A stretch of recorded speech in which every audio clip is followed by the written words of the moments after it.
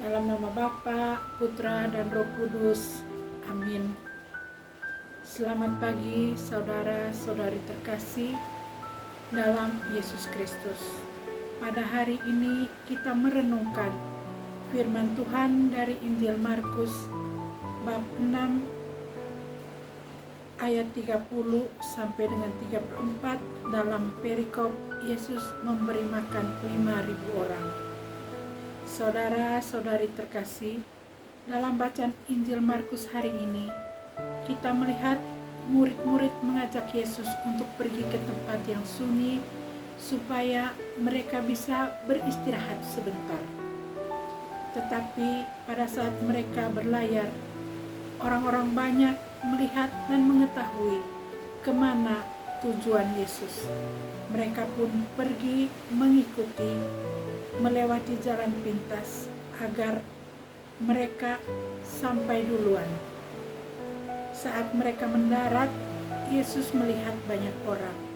Maka tergeraklah hati Yesus karena belas kasihan kepada mereka, karena mereka seperti domba yang tidak mempunyai gembala. Lalu Yesus mulai mengajar banyak hal kepada mereka.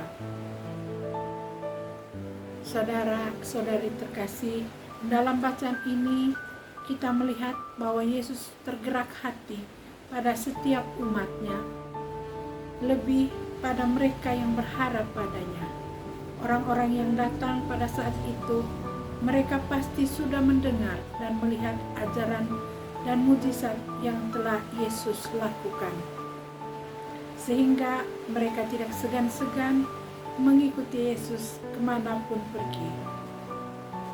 Dan mereka bagaikan domba tanpa gembala, orang-orang yang tanpa ada pemimpin. Yesus tergerak hati karena belas kasih-Nya. Yesus juga tidak menginginkan kita pada zaman sekarang seperti orang pada zaman lampau yang hidup tercerai-berai tanpa ada yang menjadi pemimpin atau gembala. Kita sangat menyadari bahwa dalam hidup iman kita, Yesus adalah gembala yang baik. Belas kasih Yesus selalu membuat kita tak berkekurangan. Kita bisa melihat betapa Yesus mengasihi kita, mengorbankan jiwa raga untuk kita terselamatkan satu kali untuk selamanya. Dalam Mazmur 23 sudah ada jaminan. Sebagai gembala yang baik, Yesus membawa kita ke padang rumput yang hijau, yaitu tanah yang subur untuk kehidupan kita, membimbing ke air yang tenang dalam siraman rohani firman Tuhan, menyegarkan jiwa kita, dan dalamnya kita selalu dituntun pada jalan-jalan kebenaran.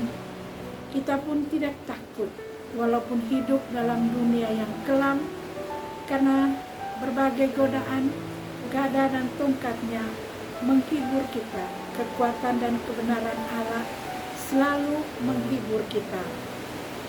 Bahkan di depan lawan-lawan, Yesus menyediakan hidangan yang luar biasa dahsyatnya, yaitu Ekaristi Kudus yang sangat dahsyat, membuat musuh jiwa mundur dan mati. Kita pun diurapi minyak oleh kemurahan dan jaminan dari gembala yang baik. Kita akan diam di dalam rumah Tuhan selamanya. Dari jaminan-jaminan ini, kita harus pandai mengucap syukur, seperti dalam nasihat Santo Paulus pada bacaan Ibrani bab 13 ayat 17. Sebab itu marilah kita oleh Dia senantiasa mempersembahkan korban syukur kepada Allah, yaitu ucapan bibir yang memuliakan Allah. Saudara-saudari terkasih, marilah senantiasa mempersembahkan korban syukur kepada Allah dengan bibir kita. Tetaplah mengarahkan hati dan perbuatan pada gembala yang baik, yaitu Yesus.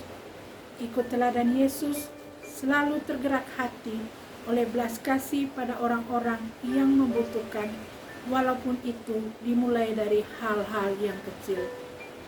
Pakailah bibir kita untuk perkataan yang memberkati. Dari bibir kita juga pandailah mengucap syukur untuk semua rahmat, pemeliharaan yang Yesus berikan pada kita dari dahulu sampai selama-lamanya. Tuhan Yesus memberkati kita semua. Amin. Dalam nama Bapa, Putra, dan Roh Kudus. Amin.